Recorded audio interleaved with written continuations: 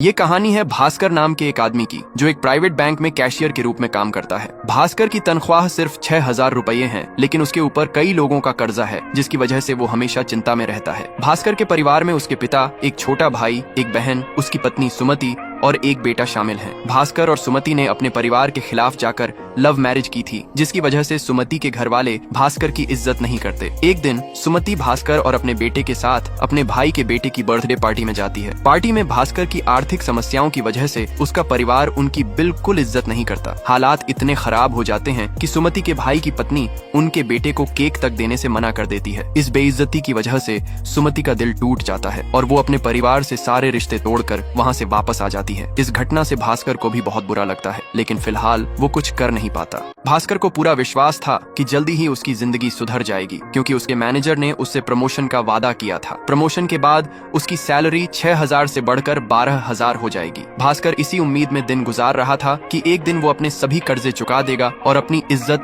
वापस पा लेगा। एक दिन बैंक के लंच ब्रेक के दौरान जब भास्कर कैंटीन में अपना लंच कर रहा था, तभी उसके पास एंथनी नाम का एक व्यक्ति आता है। एंथनी को बैंक से 2 लाख रुपए का लोन चाहिए था, लेकिन उसके पास गिरवी रखने के लिए कुछ भी नहीं था, इसलिए बैंक ने उसका लोन रिजेक्ट कर दिया। एंथनी भास्कर से कहता है, अगर तुम कहीं से मुझे 2 लाख रुपए दिला दो तो मैं एक दिन के अंदर ही तुम्हें 10% ब्याज के साथ 2,20,000 रुपए वापस कर दूंगा। असल में एंथनी का काम था सस्ते दामों पर इलेक्ट्रॉनिक आइटम्स इंपोर्ट करना और उन्हें उचित रेट पर बेचना। भास्कर इस बात पर सोचने लगता है, लेकिन उसके पास इतना रिस्क लेने का ना तो विकल्प था और ना ही हिम्मत। उसका बचपन का दोस्त सांबा, जो कि इसी बैंक में प्यून की नौकरी करता है, वो भास्कर को कहता है कि उसे अपने साले से बात करनी चाहिए, शायद वो उनकी मदद कर दे। लेकिन भास्कर अच्छी तरह जानता था कि उसका साला उसकी मदद बिल्कुल भी नहीं करेगा, इसीलिए वो इस बात को टाल देता है। अगले दिन जब भास्कर बैंक के लिए अपने घर से निकल रहा था, तभी पटेल भाई उसके घर आता है। भास्कर को पटेल भाई के 10,000 रुपए देने थे और भास्कर उसे काफी दिनों से टाल रहा था, लेकिन आज पटेल भाई काफी गुस्से में था और वो भास्कर की सबके सामने इंसल्ट कर देता है। और इतना ही नहीं, पटेल भाई भास्कर की स्कूटर भी ले जाता है और कहता है, पहले मेरे पैसे चुका, फिर अपनी स्कूटर वापस लेना। भास्कर के हालात दिन ब दिन खराब होते जा रहे थे। अब तो उसके पास बस का किराया तक नहीं बचा था, इसलिए वो पैदल ही बैंक पहुंचता है और वहां पहुंचते ही उसे पता चलता है कि जिस पोस्ट के लिए उसका प्रमोशन होने वाला था, उस पोस्ट पर आरएम ने किसी और को पैसे लेकर प्रमोट कर दिया है। इस खबर से भास्कर की आखिरी उम्मीद भी टूट जाती है। अब भास्कर के पास अपने हालात सुधारने का कोई रास्ता नहीं बचा था, इसलिए बैंक के बाद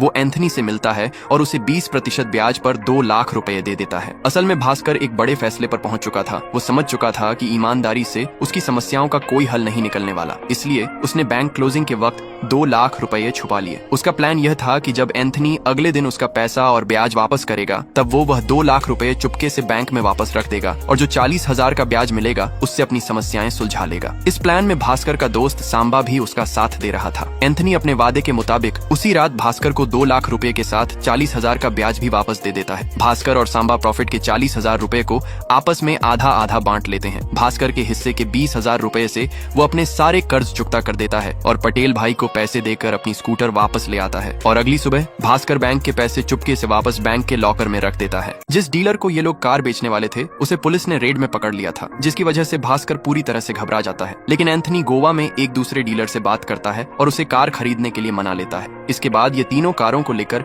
सीधा गोवा के लिए निकल जाते हैं और कारों को बेच देते हैं, जिससे इन्हें पूरे 18 लाख का फायदा होता है, जिसे ये तीनों आपस में बराबर बांट लेते हैं। लेकिन गोवा से लौटने में इन्हें थोड़ा समय लग जाता है, जिसकी वजह से भास्कर बैंक पहुंचकर 10 लाख रुपए लॉकर्स में नहीं रख पाता। और जब वो बैंक पहुंचता है तो बैंक में पुलिस आई हुई थी, जिसे देखकर भास्कर को लगता है कि शायद उसकी चोरी पकड़ी गई है। इस कारण वो बहुत बुरी तरह से डर जाता है। लेकिन बैंक के अंदर जाने पर उसे मालूम होता है कि ये पुलिस यहाँ पर उसके लिए नहीं, बल्कि आरएम को गिरफ्तार करने के लिए आई हुई थी, क्योंकि वह क्लाइंट्स से पैसे लेकर झूठे दस्तावेजों पर उनका लोन पास कर दिया करता था। भास्कर बैंक में अफरा तफरी का फायदा उठाकर बैंक के 10 लाख रुपए लॉकर्स में वापस रख देता है। अब भास्कर को पैसे कमाने का एक नया रास्ता मिल चुका था। हर दिन बैंक से पैसे निकालना, एंथनी को देना और रात को प्रॉफिट के साथ वापस लेना, यह सब एक रूटीन बन चुका था। इस काम में सांबा भी भास्कर की मदद किया करता था। देखते ही देखते भास्कर की सारी परेशानियां खत्म होने लगी। एक दिन एंथनी भास्कर को बताता है कि अब वो ये सारे गलत काम छोड़कर हमेशा के लिए अपने बेटे के पास यूएस जा रहा है, लेकिन जाने से पहले वो एक बड़ा और आखिरी काम करना चाहता है। एंथनी बताता है कि उसने दुबई से 3 इंपोर्टेड कारें मंगवाई हैं,